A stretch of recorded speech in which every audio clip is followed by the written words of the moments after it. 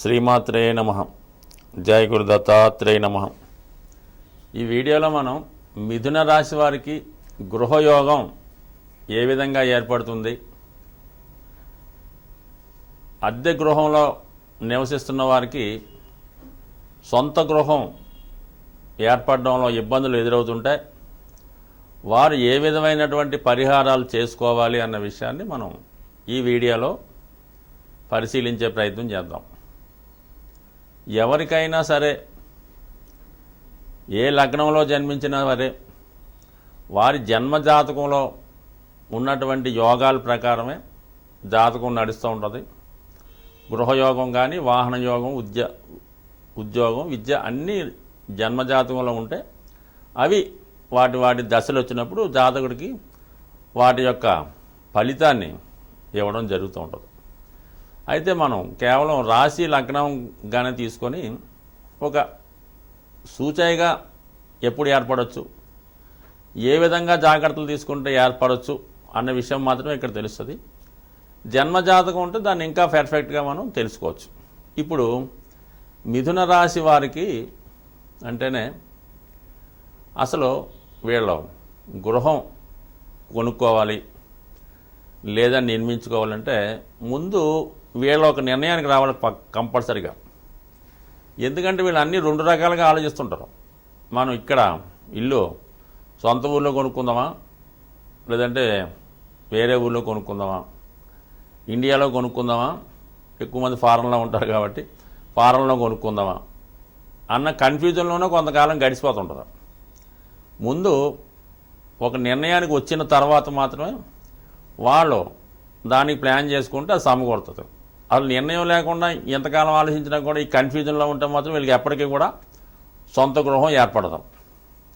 అలాగే స్థిరపడే విషయంలో కూడా, ఉద్యోగ విషయంలో కూడా అక్కడ కూడా కన్ఫ్యూజ్గానే ఉంటుంది. అసలు ఏ రంగంలో మనం సెటిల్ అవుదాం, అది ఏ రంగం బాగుంటుంది, అసలు ఇందులో స్థిరంగా ఉంటావా ఉండవా అన్న సందిగ్ధంలో ఉంటారు. ముందు ఒక కన్క్లూజన్కి వచ్చి ఒక స్థిరమైన నిర్ణయం ఏర్పరచుకుంటే, అయితే చతుర్థ భావం సహజ రాశి చక్రంలో 6వ స్థానం అవటం వల్ల సాధారణంగా వీళ్ళకి రుణం చేయకుండా ఎట్టి పరిస్థితుల్లో కూడా గృహ నిర్మాణం చేసుకోలేరు, గృహాన్ని కొనుక్కోలేరు.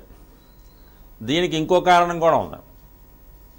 6, 11 స్థానాధిపతిగా ఉన్నటువంటి వాడు కుజుడు రుణకారకుడు కాబట్టి కంపల్సరిగా రుణం లభిస్తుంది, గృహం ఏర్పాటు చేసుకుంటారు. అంటే ముందు నిర్ణయానికి వచ్చిన తర్వాత హ్యాపీగా ఉంటుంది. అయితే ఈ రాశి వారికి లగ్నాధిపతి కూడా బుధుడే వేయడం, చతుర్థాధిపతి కూడా బుధుడే వేయడం.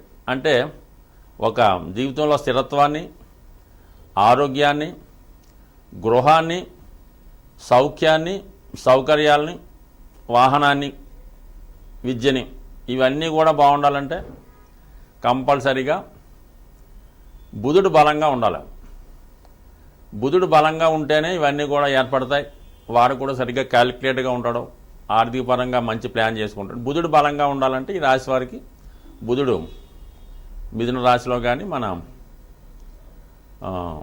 కన్యా రాశిలో కానీ, అలాగే కేంద్ర కోణాల్లో కానీ కొద్దిగా రవితో కలిసి ఉన్నప్పుడు కూడా బుధుడు బలంగా ఉంటాడు. అయితే రవికి బాగా దగ్గరగా ఉన్నప్పుడు మాత్రం, అంటే ఓ 10 డిగ్రీలు 12 డిగ్రీలు పరిధికి లోపడి దగ్గరగా ఉన్నప్పుడు బుధుడు కంబస్ట్ అవ్వడం జరిగింది. ఆ సమయంలో బుధుడు బలహీనంగా ఉంటే జాతకుడికి అనారోగ్య సమస్యలతో పాటు సొంత గృహ ఏర్పాట్లో కూడా ఆలస్యాలకు జరుగుతుంటాయి. అంటే బుధుడు బలంగా ఉండాలి. బుధుడుతో పాటు ఇంకా ఒకటే, బుధుడు బలంగా ఉంటే రెండు సమకూడతాయి. అంటే బుధుడు బలంగా ఉండాలంటే కంపల్సరీగా చేయవలసింది వెంకటేశ్వర స్వామి ఆరాధన, విష్ణుమూర్తి ఆరాధన, విష్ణు సహస్రనామం చదువుకోవడం. మనం అంత ఎక్కువ చేసుకోలేము అనుకున్నవాడు విఘ్నేశ్వరుని పూజించుకోవడం, వినాయకుని అష్టోత్తరం చదువుకోవడం. ఈ విధంగా బుధుడిని కానీ, బుధుడి రూపంలో ఉన్నటువంటి వెంకటేశ్వర స్వామి కానీ, లేదంటే మనకి విఘ్నేశ్వరుని కానీ, ఏ దైవాన్నైనా మనం పూజించుకోవడం వల్ల అటు ఆరోగ్యంతో పాటు ఐశ్వర్యంతో పాటు గృహయోగం కూడా ఏర్పడుతుంది ఈ రాశి వారికి. అయితే మరి ఎప్పుడు ఏర్పడుతుంది అంటే, ఈ రాశిలో ఉన్నటువంటి నక్షత్రాలు మనం పరిశీలిస్తే పునర్వసు 3, 4 పాదాలు, పునరుసు 1, 2, 3 పాదాలు, ఆరుద్ర 4 పాదాలు, మృగశిర 3, 4 పాదాలు. మృగశిర నక్షత్ర జాతకంలో జన్మించిన వారికి అది ఒక కుజదశ ఒక 3.5 సంవత్సరాలు ఉంటే, దాని తర్వాత వచ్చినటువంటి రాహుదశ మరి 18 సంవత్సరాలు, ఇది 21.5. దాని తర్వాత వచ్చినటువంటి గురు మహాదశ అది 16 సంవత్సరాలు ఉంటుంది. కాబట్టి గురు మహాదశలో ఏర్పడే అవకాశం ఉంది. ఎందుకంటే గురువు మరి సప్తమాన్ని వీక్షిస్తుంటాడు కాబట్టి మీన ధనుసు రాశుల ద్వారా కొంతవరకు బాధకుడైన గృహయోగాన్ని ఇవ్వడం ఇస్తూ ఉంటాడు అన్నమాట. గురు దశలో ఈ మృగశిర నక్షత్రంలో జన్మించిన వారికి ఈ గురు మహాదశలోనే వివాహం జరుగుతుంది. ఈ గురు మహాదశలోనే సంతానం కలుగుతారు. ఈ గురు మహాదశలోనే సొంత గృహం కూడా ఏర్పడుతూ ఉంటారు. అయితే కంపల్సరీగా మరి వీళ్ళ సొంత ప్రాంతంలో నిర్మించుకోలేరు అన్నమాట. వేరే ప్రాంతంలో దూరంగా నిర్మించుకుంటారు. ఆరుద్ర నక్షత్ర జాతకులకి కొంతవరకు 18 సంవత్సరాలు రాహుదశ నడుస్తూ ఉంటుంది. మరి ఈ రాహుదశలో కొంత ఇబ్బంది 18 సంవత్సరాలు. అదే మొదటి పాదంలో పుట్టి ఉంటే చాలా డిలే అవుతుందన్నమాట వీళ్ళు గృహ నిర్మాణం చేసుకునే సమయానికి. అదే 4వ పాదంలో జన్మిస్తే ఒక 4-5 సంవత్సరాలు రాహుదశ, దాని తర్వాత గురుదశ 16 సంవత్సరాలు 21 పోతే, దాని తర్వాత వచ్చే శని మహాదశలో కంపల్సరీగా శని యోగకారకుడు అవటం వల్ల ఈ జాతకానికి భాగ్యాధిపతి అవటం వల్ల, అంటే భాగ్యాధిపతి మరి చతుర్థాన్ని శుభపరిచిన, చతుర్థాన్ని సంబంధం ఉన్న, చతుర్థ భావాధిపతి బుధుడితో కలిసి ఉన్న మరి ఆ శని యొక్క మహాదశలో వీళ్ళు గృహయోగాన్ని ఏర్పరచుకునే అవకాశం ఏర్పడుతుంది. అయితే మరి ఒకవేళ వీళ్ళం అద్దెంట్లో ఉన్న వాళ్ళకి, జాతక చక్రం లేని వాళ్ళకి, వీళ్ళకి ఏంటంటే వాళ్ళు నివసిస్తున్నటువంటి గృహంలో ఉత్తర దిక్కు ఏ విధంగా ఉందో మనం పరిశీలించుకోవాలి. ఉత్తరం అంటే మనం ఉన్నటువంటి నివసంలో మొత్తం ఉత్తరం గోడ అంటే మనకి ఈశాన్యం, తూర్పు ఈశాన్యం నుంచి పడమర వాయుం దాకా కూడా ఉత్తర గోడకి ఏ విధమైనటువంటి టాయిలెట్లు ఉండడం కానీ, ఏ విధమైన బరువులు ఉండడం కానీ, ముఖ్యంగా వీళ్ళు నివసిస్తున్నటువంటి గృహంలో ఈశాన్యంలో ఏదైనా రూమ్ ఉన్నా, అంటే ఏదో బెడ్రూమ్ లాంటిది ఉన్నా, అలాగే పెద్ద గృహం అయితే ఉత్తర భాగంలో అంటే ప్రహరీ గోడ లోపల ఉత్తర భాగంలో ఎటువంటి గోతులు కానీ, అంటే ఉత్తర ఈశాన్యంలో కొంతవరకు పర్లేదు కానీ ఉత్తరంలో కొంత ఇలాంటి సెప్టిక్ ట్యాంక్లో లేదంటే బాగా చెత్తా చెదారం పోగు చేయడం, బరువైన వస్తువులు వేయడం, అంటే ఉత్తరం ఏ విధంగా కూడా డిఫెక్ట్ అయినా కూడా వీళ్ళకి గృహం అంత అనుకూలంగా ఉండదు. అలాగే అంటే గృహ నిర్మాణం తొందరగా చేపట్టుకోలేరు.